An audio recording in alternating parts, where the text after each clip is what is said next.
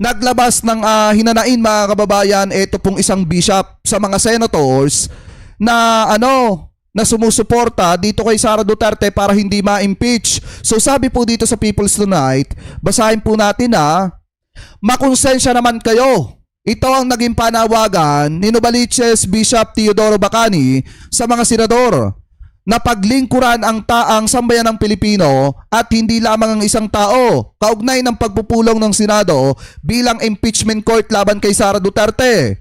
Nitong linggo, Mayo 17, dumalaw sa isang misa sa EDSA Shrine ang ilang grupo at mga miyembro ng House Prosecution Panel bilang bahagi ng kanilang hangaring mapanagot si Sara Duterte. Samantala, kabilang rin sa di umano na dumalo sa misa sina ML Representative Laila de Lima, Manila 3rd District Representative Joel Chua at House Senior Deputy Majority Leader Lawrence Defensor. Kasama ako sa mga sumulat ng konstitusyon na yon. Forthwith, agad-agad, huwag na kayo magpapapasok sa bato sa Senado at magpapaputok ng arma sa Senado. Agad-agad, huwag na kayo magpapalit na liderato ng ganon basta-basta ani ni Bacani. Kasi nga mga kababayan, kung titingnan talaga natin, maling-mali talaga yung ginawa ng kampo ni Alan Peter Cayetano para iligtas etong si Sara Duterte. Diba? Kasi alam naman po talaga natin, ang punot dulo ng palit leadership sa Senado sa pangunguna ni Alan Peter Cayetano, iligtas si Sara Duterte, iligtas yung mga kasamahan niyang senador na may kakaharapin ng mga matitinding kaso. So ngayon, sabi po ni Bishop Bacani, basahin pa po natin, quote-unquote, hindi ka tao ni Sara, tao ka ng bayan, makonsensya naman kayo, huwag ninyong sabihin na tao naman kayo at tao naman ako ni Sara. Hindi ako boboto laban sa kanya. Hindi ka tao ni Sara kung ikaw ay senador, tao ka ng taong bayan. Yan po yung sabi ni Novaliches Bishop Teodoro Bacani mga kababayan. Panawagan niya doon po sa mga senador na sana maging tao naman kayo ng mamamayang Pilipino at hindi ni Sara Duterte. Kasi unang-una, hindi naman si Sara Duterte nagpapasahod sa inyo. Ang nagpapasahod sa inyo, mamamayang Pilipino. At hindi naman si Sara Duterte ang bumoto at nagtiwala sa inyo. Ang nagtiwala sa inyo, mamamayang Pilipino. Ano po, so ngayon ituloy pa natin mga kababayan. Kasi meron pong matinding paalala. Ito pong si Atty. Lorna Kapunan patungkol po dito mga kababayan sa mga senador na posibleng umupong hukom kung sakasakali mag-convene ang Senado bilang impeachment court. So sabi po dito, ayon po kay Atty. Lorna Kapunan, Senator Judges cannot dismiss BP Sara impeachment case. Bakit daw mga kababayan? Ito, pakinggan po natin. Are you ready to rumble? Ready na po kasi I think nagpadala na ng sulat ang Senate President na i-convene nga ang impeachment court ngayong hapon at 3 o'clock. No? Pero napansin natin sa sulat na yan na hindi naman pinapa-attend ang mga public prosecutors. Ang sinabi parang to the effect na maghintay kayo. Sasabihin namin na sa inyo kung kailan kayo mag-a-appear dito. Yun ang tenor, no? Which I think is hindi maganda yung tenor na gano'n, no? Kasi pag kinonvene ang impeachment court at nag-oath na sila, dapat, kagaya nung nangyari kay Chief Justice Corona, nag-appearances na. Appearances, sabi ni presiding justice, no? Yung mga prosecutor dapat umatenda mga kababayan, magpakita na ng appearance dyan po sa Senate impeachment court. Hindi katulad nung sinasabi ni Alan Peter Cayetano ngayon na parang ang dating sila muna. Si Juan Ponce Enrile, immediately when after they took their oath, tinawag na ang mga public prosecutors. Tama. So ngayon, at saka appearances, public prosecutors, saka defense, nag-appearance na, no? The same day that they were convened. Ngayon, parang up in the air, no? Walang schedule.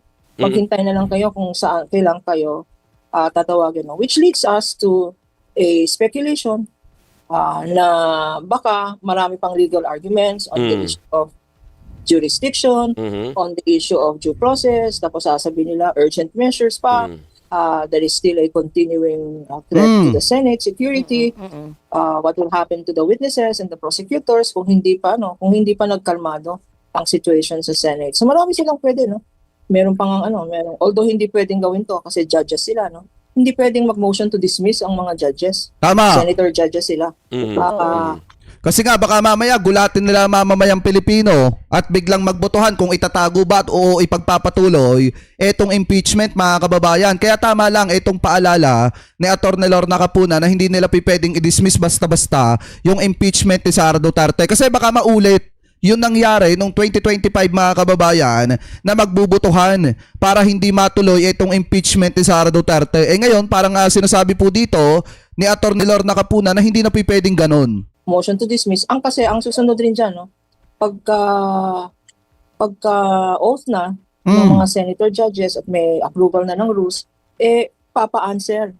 Magsa-summons, mag-i-issue ng summons sa Vice President to give her an non-extendable period of 10 days to file her answer. Tama. Baka ang mangyari dyan, yung answer, pa-file nga siya ng answer, pero answer with affirmative defenses. Anong ibig sabihin nun? Yung answer with affirmative defenses, ang epekto nun, legal effect nun, parang motion to dismiss. Oh. Yung may affirmative defenses, sasabihin ng defense counsels, mag-hearing muna tayo sa affirmative defenses na to. Di motion to dismiss yun, di ba? Na nakadisguise as an answer. Parang yun din yun. Jurisdiction, Grabe, no? due process, pending pa yung petition sa Supreme Court. Yan ang pinakamatindi kapag ganyan yung ginawa nila mga kababayan. Asahan nyo na may mga hocus-pocus dyan. Kaya nga, mas maganda sana bago mag-convene, etong Senado bilang impeachment court, dapat linisin muna ang Senate presidency. Di po ba? Dapat linisin muna ang Senado, iposisyon ng maayos yung mga senator. At the same time mga kababayan, dapat sulatan na nila yung mga senador, yung mga kongresista na tatayong public prosecutor. Para nang sa ganoon handa na lahat bago mag-convene at nasa sa ayos na po lahat. Para masubaybayan ng taong bayan itong proseso ng impeachment ni Sara Duterte. Court, naghihintay sila siguro, buying time, kasi kakukomment lang ng Solicitor General. Kakukomment lang ng mga parties, at baka delaying tactics. Hopefully, hinihintay nila, nag-hope sila na merong restraining order or injunction. Tama. Kanya mukhang nagpalit ang hangin, ano? Dati, niisip nila wag tayong mag-convene. Ngayon, lahat sila. Lahat ng majority, pag ni-interview sila, sinasabi nila, we know our constitutional duty, we will convene as an impeachment court. Leading us. Kita nila nagalit na mamamayang Pilipino. Anytime, anywhere, baka mag-rally na yung taong bayan. Punuin yung EDSA at sugudin ng Senado. Di po ba ito, opinion ko lang to mga kababayan base sa nakikita po natin na post na mga kababayang Pilipino po natin. Hindi po ito panawagan para sugudin ng Senado. Yung sinasabi ko po, posibleng mangyari kung hindi sila magkukonvene bilang impeachment court mga kababayan at kung hindi nila lilinisin, ito pong Senado bago mag-convene. To believe na ang magic hindi gagawin sa labas, gagawin during the time that they are impeachment contest. Tama. Okay. Pero yung mga iniintindi ngayon ng mga tao, partner, Panyera, sino yung a-appeal mamaya? Kagaya yan, baka gulatin na naman tayo, bigla na namang magpunta dyan si De La Rosa. Tapos, isa pang tanong ko, pwede ba nakasama doon sa impeachment proceedings ang isang senador sitting as a senator judge, ang isang senador na ang turing ng batas ay person of interest? Kasi ngayon na majority sila, kaya nilang gawin lahat. Kaya Tama. nilang palitan ng Senate rules to say na, kasi nawawala nga si Bato. Dapat you take your oath as a senator judge in front of the Senate. Sa Senate mismo, sa session hall mismo. Baka palitan nilang rules. You can take your oath with any person of authority para pagbigyan si Bato wherever he is. Nakita naman natin nung lumabas yung minority ay nagpasa ng Resolution 44 na sinasabi na ang senators can attend virtually, can participate virtually. So, Tama. ganun din ang gawin nila. Amendahin nila ang Senate rules. Dapat yan yung mabago mga kababayan talaga. Dapat yan yung mabago. Maalis yung virtual. Ano po dun sa mga mahalagang usapin sa Senado katulad po nitong impeachment. Dapat kung talagang a-attend yung mga senator judge, dapat magte-take out po sila personally, physically na naandyan talaga sa yung presensya nila sa loob ng Senado. Para during trial, pwedeng mag-appear via virtual ang isang Bato de la Rosa. Paano po So, isa pa yung person of interest? Yung person of interest, maraming person of interest dyan. In fact, ini-investigate na ngayon. Although, syempre may presumption of innocence. Kanya-kanyang narrative kanya-kanyang version of what happened. Tama. Siege daw, Senate was under attack. But kita mo naman, nagkakainan sila, happy sila pagkatapos ng siege. Tapos, nung hindi na pinapansin after the media interview, ang isang Senate President at ni si John Vic, tumakas silently ang isang Bato, no? And then, sabi ng Senate President, hindi siya nag-escape. It is his right to move around anytime. If it is his right to move around anytime, he can come and go as he please. Bakit kinailangan na magbigay pa ng protective custody ang Senado? Tama. Kung wala talagang arrest warrant si Senator Bato de la Rosa, mga kababayan, yan ang sinasabi ni Alan Peter Cayetano at tingin niya sa issue nitong si Senator Bato, bakit niya binigyan ng protective custody dyan po sa Senado? So ibig sabihin, alam niya na may arrest warrant talaga etong si Senator Bato de la Rosa. Sa isang senador, nasa palagay nila, free to move around. Free to move around meaning walang threat to his life, di ba? Correct. Parang inconsistent na yung mga sinasabi nila. Nawawala na sila ng, parang iba-iba na yung script na binabasa nila. Mahina ang production nila, at mahina siguro yung director nila. Attorney, ito pong nangyayari sa Senado. Sabihin na natin mula sa existing leadership hanggang sa mga nangyari last week versus sa ilalatag nila ngayon na bubuin nila na Senate Impeachment Court. Nakikita niyo po ba na posibleng maging hadlang, posibleng makaapekto itong mga issues na to sa existing leadership, sa existing membership ng majority laban dito sa impeachment trial ng Vice President? Alam mo, kasi ang leadership sa Senado, hindi naman principled leadership, hindi naman ideological yan, ano? It's a numbers game, no? Sa nangyari over these past days, at saka yung talagang frustration, yung galit ng mga tao, yung galit ng social media, merong ang isang senador dyan na binawian ng award ng kanyang alma mater, no? Talagang real ang frustration ng mga tao, at real talaga. Pag tinignan natin ang social media, walang mga kakampi. Ang mga kakampi, makikita ng puro trolls, no? So, baka social media will have an effect on them because we must realize that these senators will run for re-election or will run for public office. Tsaka mga kababayan, eto lang panawagan ko doon sa ibang mga kasamahan nating vlogger. Bobo na lang talaga ang magtatanggol dito kina Cayetano. Diba? Bobo ka pag pinagtanggol mo si Cayetano. At itong mga kasamahan ni Cayetano, sa totoo lang, kasi maling-mali Maling-mali yung ginawa nila, mga kababayan. Masyadong dramatic, masyadong nakagulo sa Senado, masyadong nagdulot ng matinding kaguluhan dyan sa reputasyon, especially pinabagsak nila, dinurog nila yung kredibilidad, reputasyon ng Senado. Bobo ka na lang talaga pag sinuportahan mo pa yan. Hindi lang yan, nag-weigh in na ang civil society, nag-weigh in na ang Catholic hierarchy, at itong nakaraang linggo, nakita natin sa mga sermon, no? Sa mga pulpit, ginagamit na rin sermons to teach about seeking truth, no? Tama. Not to side with anybody, but for us citizens to be vigilant, na panoorin natin, na huwag tayong maniwala sa mga moro-moro na nangyayari, no? So, there is sabi dito, nag-resign ang sekretary ng Senate.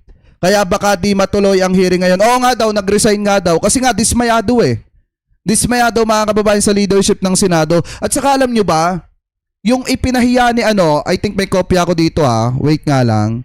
Yung pinahiya ni Alan Peter Cayetano, mga kababayan, na Sergeant at Arms, grabe pala yung no? Grabe yung tawag dito. Nasaan yun? Yan, ito. Yan.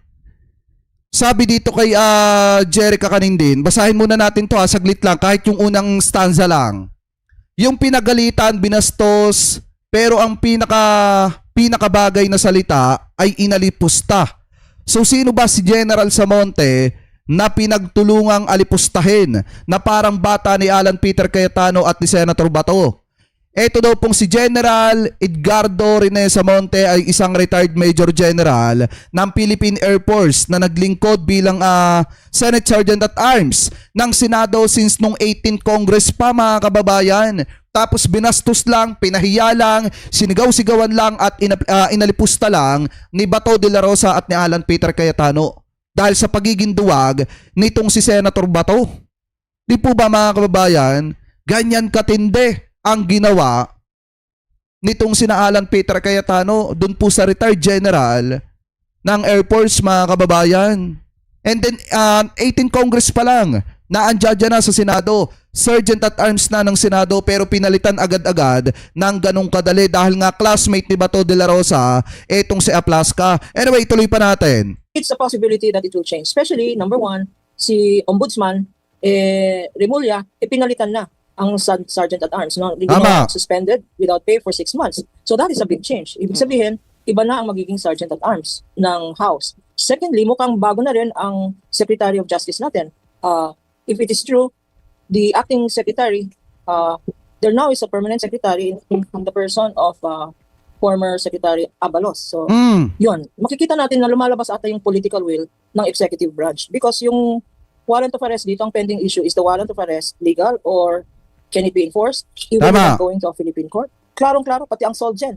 malinaw na malinaw ang posisyon ng ating Solicitor General who speaks for the government, who Apo. speaks for the Republic, na that warrant of arrest against Bato is legal because the Philippines is a member of an international community. No, Constitution Tama. says that we Correct. abide by the rules of international law. So, maraming mangyayari ngayon. Hindi lang yun, nadagdagan over the weekend ang frustration ng mga tao. Tsaka mga bona kasi sila mga kababayan eh. Bakit natin nasabi? Kasi masyado silang naging kampante. Si Bato de la Rosa masyadong naging kampante, masyadong nagtiwala kay Alan Peter Cayetano, kaya ang ending, muntik na. muntik na siyang makulong mga kababayan sa International Criminal Court. Yon, isang patunay na yon mga kababayan ha. Isang patunay na yon na hindi talaga mapapagkatiwalaan etong mga Cayetano. Bakit? Inilagay nila sa alanganin si Bato de la Rosa. Muntik na maging citizen ng dahig etong si Bato. 'Di ba dahil sa pagtitiwala niya dito kay Alan Peter Cayetano. Because of the committee reorganizations, absurd. Kunyari, nakita naman natin yung mga pinalitan na majority na ngayon na minority. Committee on Agriculture is now with Senator Camille Villar. Who is Camille Villar? Camille Villar, sabi ng social media, Camille Villar, yun yung mga nag-violate ng mga agricultural lands, nag-convert ang pamilya nila. At totoo ba talaga mga kababayan? Totoo ba talaga yung nakita natin balita na si Camille Villar posibleng ilagay bilang chairman ng Committee on Agriculture? Pag nangyari yan, kawawa ang mamamayang Pilipino, maniwala kayo. Marami dyan magsasakang aagawan na naman ng lupa. Di ba kita nyo yung ginawa ni Cynthia Villar doon sa mga magsasakang halos maglupasay na mga kababayan sa kakaiyak dahil ginigiba yung kanilang pinaghirapan? Ganon ang mangyayari ulit, mauulit yan. Dahil dito kay Alan Peter Cayetano. Into residential condominium units. Yun ang banat ng social media. No? Camille Villar set to be head of the Committee on Agriculture. You have Bato de la Rosa, violator of these rules, to be head of the Committee on Rules. Si Robin Marcoleta Padilla will replace Ping Lacson as Blue Ribbon Committee. Predictable yung mangyayari sa Blue Ribbon Nako. Committee report. Abangan natin yung mga development kung matutuloy man. At syempre, importante yung pag-convene din sa impeachment court. Syempre, as always, attorney, after ng mga mangyayari mamaya, babalikan po namin kayo kung ano magiging dapat na assessment natin at ano ang dapat na pagtanggap ng publiko sa mga mangyayari at sa mga sasabihin ng mga senador mamayang hapon doon sa pag-convene Correct. nila. Huwag po kayong manawan na turuan kami. Ayan. Attorney, maraming salamat.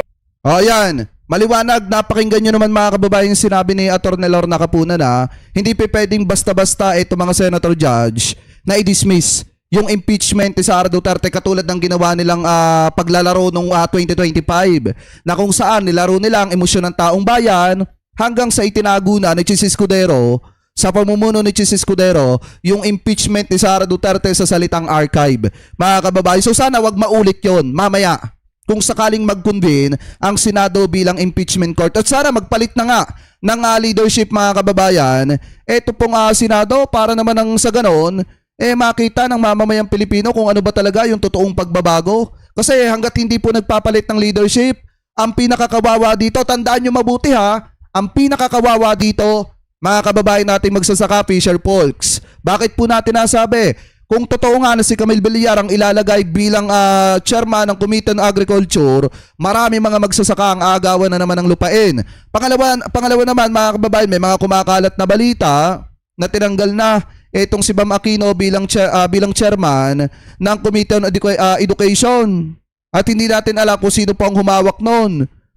Kasi nga kung titingnan talaga natin mga kababayan, sayang na sayang yung mga natrabaho ni Bam Aquino doon. Alam naman natin mga kababayan, expert na si Bam Aquino para po sa pagsusulong ng mga batas na mapapakinabangan ng mga kababayan po nating estudyante. Ang pinakamatindi pa dito mga kababayan, talagang kung si Marcoleta ang ilalagay bilang chairman ng Blue Ribbon Committee, magugulo na naman ang investigasyon na ginawa ni Senator Ping Lacson. Kaya nga dapat magpalit talaga mamaya ng leadership, tanggalin si Marcoleta bilang chairman ng Blue Ribbon Committee at ibalik itong si Senator Ping Lacson. Para na sa ganoon tuloy-tuloy mga kababayan yung pagpapanagot dun po sa mga sangkot sa maanumalyang flood control at iba pa mga usapin dito po sa ating bansa. Anyway, mga kababayan, kayo po, si Robin ba? Robin ang hawak ng Education Committee daw. Naku po!